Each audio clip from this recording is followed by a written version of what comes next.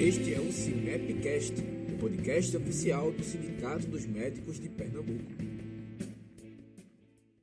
Sejam bem-vindos a mais um CIMEPcast. Estou aqui novamente com a doutora Cláudia, que é nossa convidada emérita do CIMEPcast. Uma honra, viu, Rodrigo, estar aqui, podendo fazer essas conversinhas e trazendo informações aos colegas. Hoje vamos conversar sobre um tema que é a convenção coletiva, doutora Cláudia, que os colegas trazem muito esse problema para a gente. Então, Rodrigo, estamos há 5 anos sem reajuste. Rodrigo, estamos tendo esse problema na UPA tal, falta de reajuste, falta do adicional noturno, que antes era 40%, 60%, agora voltou a ser 20%.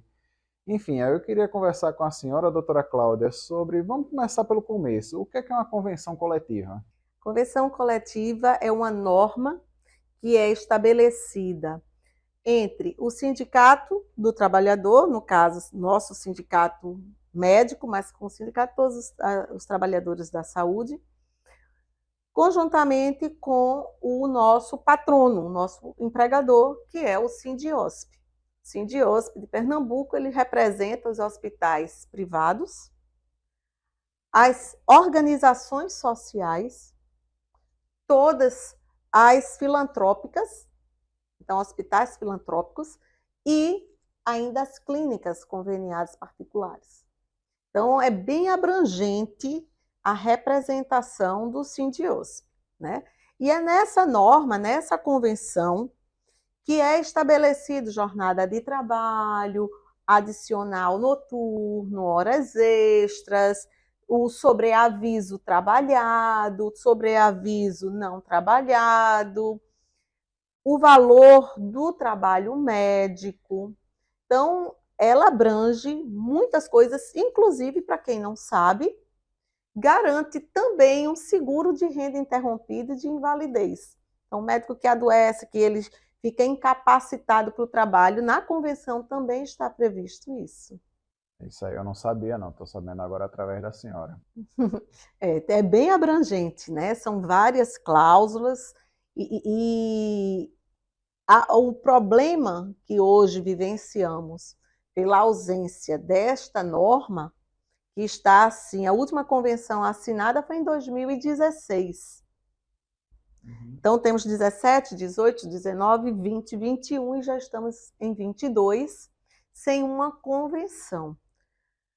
Esse problema se deu justamente pelo impasse criado entre o nosso entendimento do que seria o valor trabalhado, valor da hora médica trabalhada, qual seria a jornada regular desse profissional médico, que é diferenciado, e isso é previsto já pela Constituição, pela consolidação das leis trabalhistas. Então, a categoria médica é uma categoria diferenciada, não somos nós que estamos dizendo, como eu disse, está lá na consolidação das leis trabalhistas, na Constituição Federal, e criou-se um impasse com relação a isso, inclusive com uma coisa que, assim, para nós que trabalhamos em regime de plantão, passa desapercebido, mas que é preciso estar lá previsto, que é o intervalo interjornada. Doutor, o que é intervalo interjornada?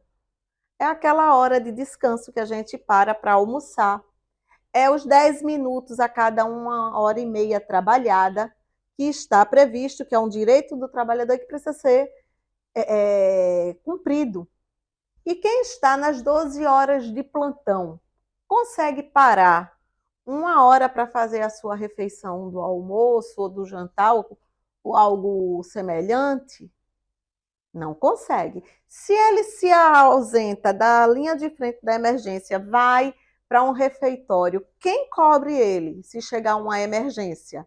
Ele mesmo. Então, ele larga lá o prato e corre cá para a emergência. Então, ele não tem tido o intervalo interjornada. E a gente vê que alguns empregadores ainda querem que, mesmo sem esse direito estar assegurado, ele faça a aferição de uma jornada como se aquele intervalo existisse. Então, isso criou-se um impasse e não prosperou, num primeiro momento, o diálogo e as tratativas para fechamento da convenção. É verdade. Inclusive o Sinep cogitou não, né? Propôs ao Sindiosp levar essa situação ao dissídio, né? Eu queria que a senhora explicasse aos colegas o que é o dissídio. Verdade. Foram várias tratativas, eu acho que isso precisa ficar claro para todos os nossos colegas, registrado. Foram várias formas de tratativas, vários tempos de rodada de negociação tentando fechar essa convenção. O que não se deu, infelizmente, não se deu.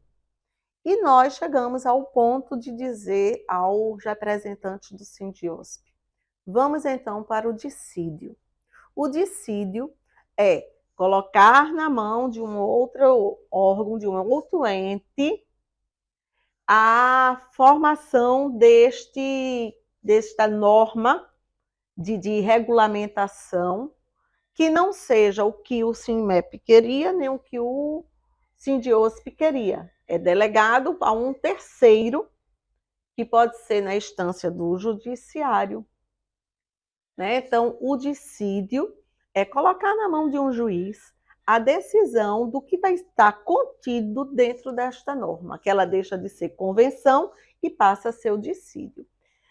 O único problema é que hoje, não era outrora, mas hoje que eu digo assim, nesses últimos 5 anos já, para se levar ao dissídio, não basta uma única parte querer. Não basta só o Sindicato dos Médicos querer. E nós queríamos, né? Exato. Solicitamos, inclusive, que fizesse constar em ata da mesa de negociação com o Sindiosp. Para ir ao dissídio, é necessário que o sindicato solicite e o Sindiosp acate. Então, as duas partes têm que demonstrar que está esgotada ali todo um canal de negociação e vamos agora à frente para que um... Né? Exato. Eu gostaria, sabe, Rodrigo, nesse momento, ainda registrar uma outra coisa que eu acho extremamente importante. Na vida, a gente aprende que ninguém viabiliza o seu empregador. Todos os postos de trabalho, eles são importantes. A gente tem que preservar esses postos de trabalho. Então, nenhuma negociação por nós realizada, ela paira sobre a possibilidade de alguém nos pagar. A gente sempre leva em conta tratar os diferentes de forma diferentes, tornando assim o sistema sempre viável. Então, quando nós fomos nesses momentos de rodadas de negociação, nós tentamos tratar as filantrópicas com um diferencial quando comparadas às organizações sociais e quando comparados aos hospitais privados. Segmentar, né, doutora Cláudia? Segmentar, Rodrigo, eu acho que é isso aí. Essa segmentação é que vai fazer prosperar. Inclusive, existem exemplos de outros estados que já fazem convenções segmentadas. São Paulo, né? São Paulo faz assim. Exato. E nós estamos nesse imbróglio. Atualmente, né, nós pedimos ajuda ao Ministério Público do Trabalho por entender que o Ministério Público do Trabalho poderia entrar como mediador nessa negociação. E nós estamos extremamente otimistas, né, que essa mediação por um órgão tão competente, tão ético, tão responsável, nos leve a tratativas que venham a fechar essa negociação, que venham a se fechar essa norma trabalhista, porque com o movimento que nós temos atualmente, é possível que isso termine no movimento de entrega de postos de trabalho, que descambe num movimento grevista, e não é isso que a gente quer, nem desassistir, nem fechamento de postos de trabalho. Perfeito, doutora Cláudia. Inclusive, essa audiência foi agora, nessa terça-feira, né, dia 28 de junho, né? E eu também participei dela com a senhora, junto com o Dr. Valber, e eu também entendi que foi muito positiva para o interesse dos médicos pernambucanos. Saímos de lá com um entendimento interessante e com a deliberação de que eles... Vamos ter mais uns 30 dias à frente para que eles possam construir uma proposta concreta que a gente possa apreciar e que isso Então, uma razoabilidade, né? Exatamente. E que a gente consiga fechar esse capítulo para virar outras páginas. Como disse inicialmente, a convenção ela não trata só do reajuste. O reajuste é um dos pontos, mas ele tem uma abrangência muito maior.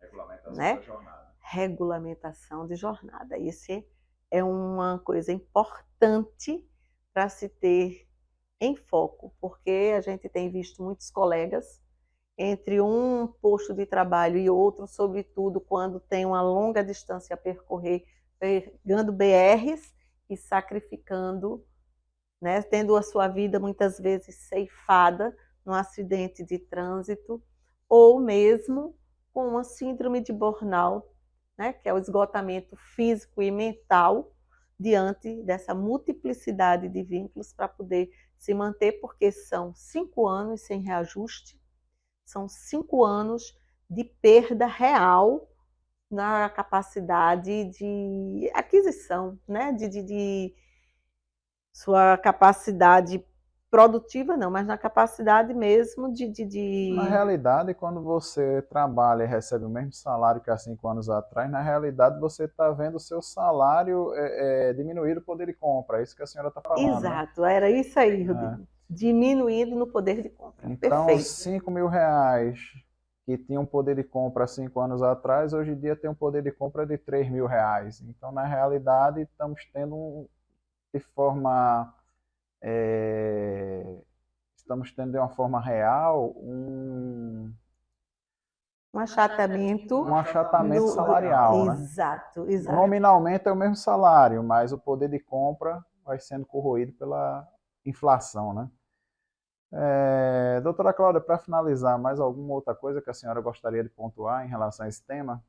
Eu acho que é um ponto importante porque o mercado ele está aí, mercado que eu digo mercado de trabalho. O mercado de trabalho ele é hoje basilado por um dos maiores empregadores do Estado, que ainda é o próprio governo do Estado, né? Então, o maior empregador no Estado de Pernambuco é a Secretaria de Saúde Estadual. E saiu agora, no mês de junho, o reajuste de uma negociação que tinha sido em 2018 e ficamos esse período sem negociar e a gente teve aí um reajuste expressivo. Né? Fechamos esse reajuste esse ano com um percentual, quando somado todos os valores, de chegar a um reajuste mínimo de 19%.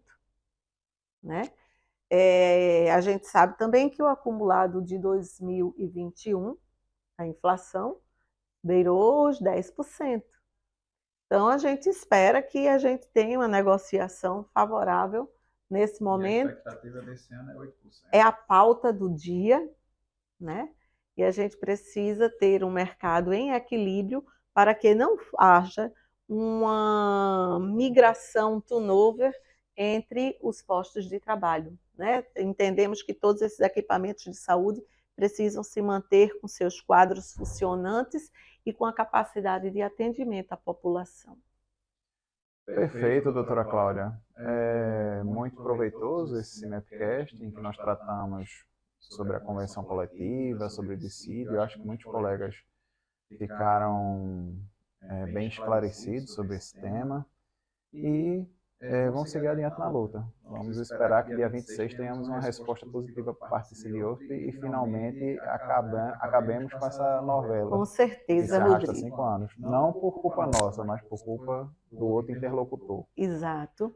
E assim, dia 26 de julho, a gente tem uma nova audiência, onde a gente espera ter uma proposta concreta e dizer que convenção coletiva é um tema abrangente e que, por mais que a gente debata sobre ele, sempre haverá alguma coisa a ser dita. Né? Tem aquelas coisas que a gente já conhece e tem aqueles outros que a gente ainda não tem o domínio que estão contidos dentro dessa norma. Há exemplo que a gente pode deixar para um próximo momento, que parece ser muito pouco, mas que para nossos colegas é muito, ao meu entender também, é uma forma de você estar valorizando aquele médico plantonista com uma acomodação, com um estar adequado para, na hora do repouso, ele realmente poder descansar a sua mente e o seu corpo para melhor produzir. Perfeito. Gostaria de agradecer a senhora aqui na presença do nosso Cinepcast e agradecer a atenção de vocês nos dada. Fiquem conosco, fiquem com a gente. Esperamos vocês nos próximos episódios. Um abraço a todos.